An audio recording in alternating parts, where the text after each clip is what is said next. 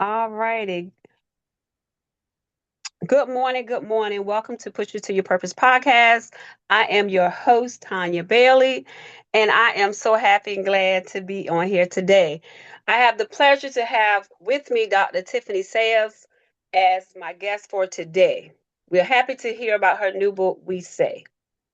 Dr. Sayles, she's the award winning counselor, educator, with a PhD in general psychology. I don't want to take up too much of time telling my version of her, but I want her to share her version of herself, to tell us who she is and where she's from and all of her accomplishments. So, since this is your first time on Push to Your Perfect podcast, can you share a little bit about your accomplishments, your author journey, and about your new book, We Say? Well, thank you. It's a pleasure to be here. Thank you so much for this opportunity.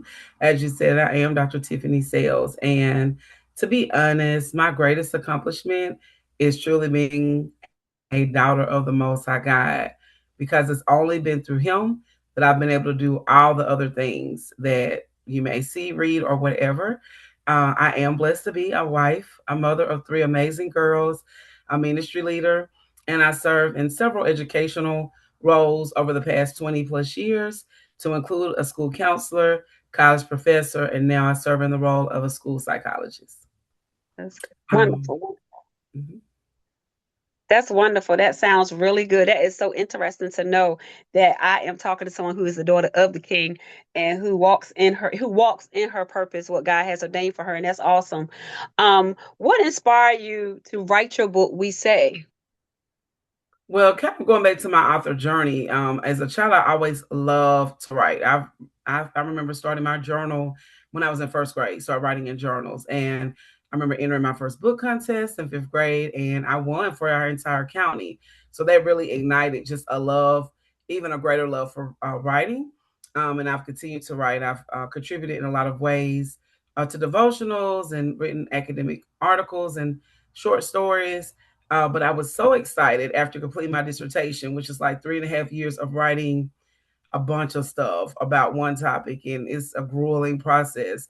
But I vowed then that once I finished that process, that I would aim to publish something that was non-academic. So that was kind of the segue into We Say. But initially, it was just through the anthology with Moments for Moms and being a part of that volume 4 and going through that process, kind of creeping in, doing it as a team effort. Like, okay, this isn't that bad.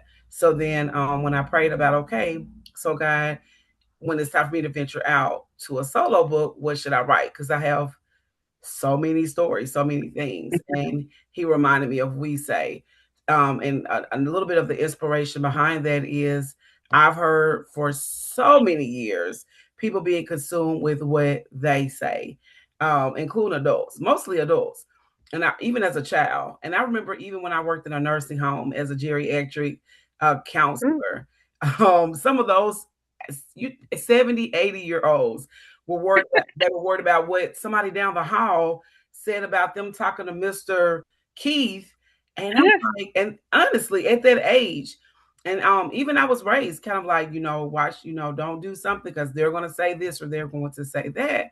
And I always wondered to myself, like, who are they? And what I have to say, does that not matter? Is that not more important than what they say?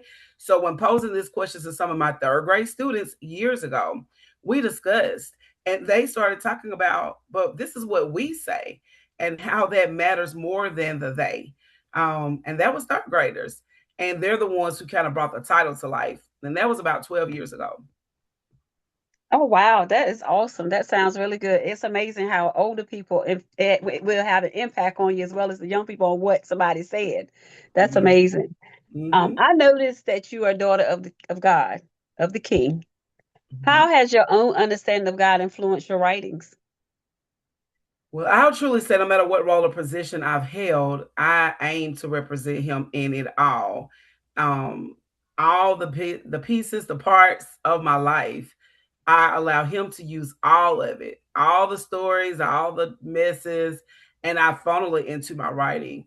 I have so many personal experiences. I've made so many mistakes, lessons I've learned the hard way, challenges I've overcome, and I love to use it all as a ministry, especially to women and children.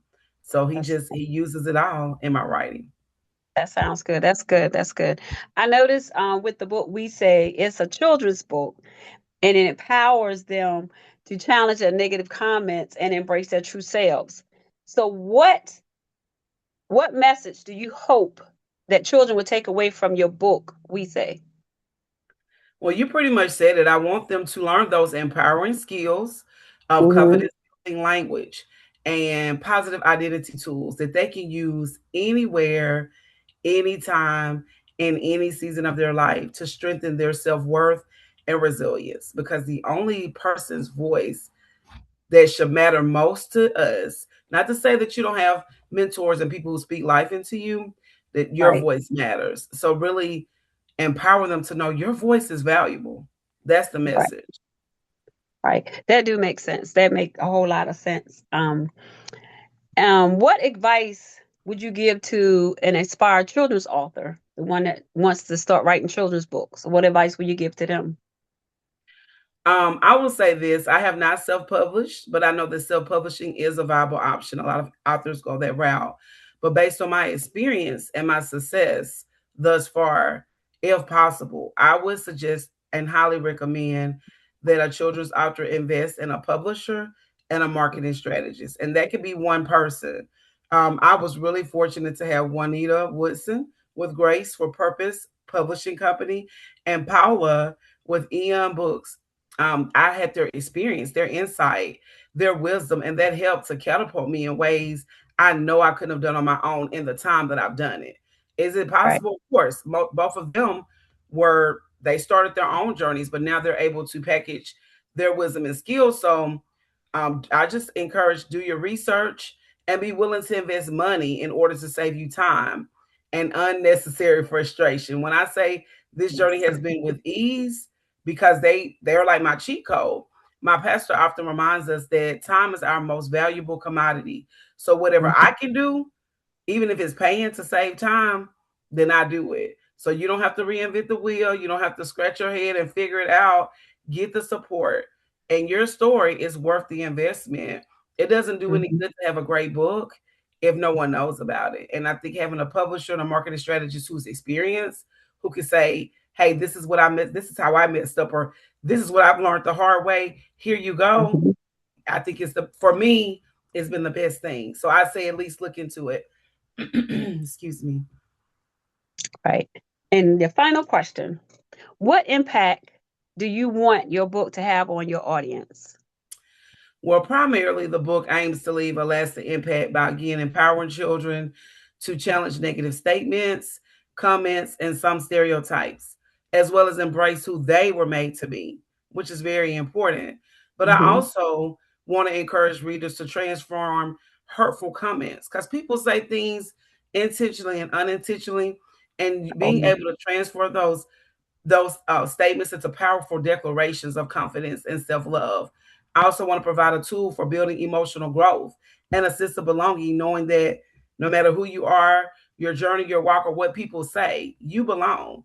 Um, I also wanted to serve as a resource for parents and educators so they can discuss identity and the power of positive language with the children that they're connected to. And lastly, I desire to inspire audiences of all ages to recognize their value and the beauty of their uniqueness. So, yes, it's just positivity, loving yourself, self worth, and the value of your voice. that sounds good. All this sounds so good. So good. Can you share where the audience can connect and support you, your website, social media, or your book links? Yes, I would love to connect with you. You can reach out to me on Facebook, Tiffany Sayles. Also, I have a website, Dr. Tiffany Sayles.com.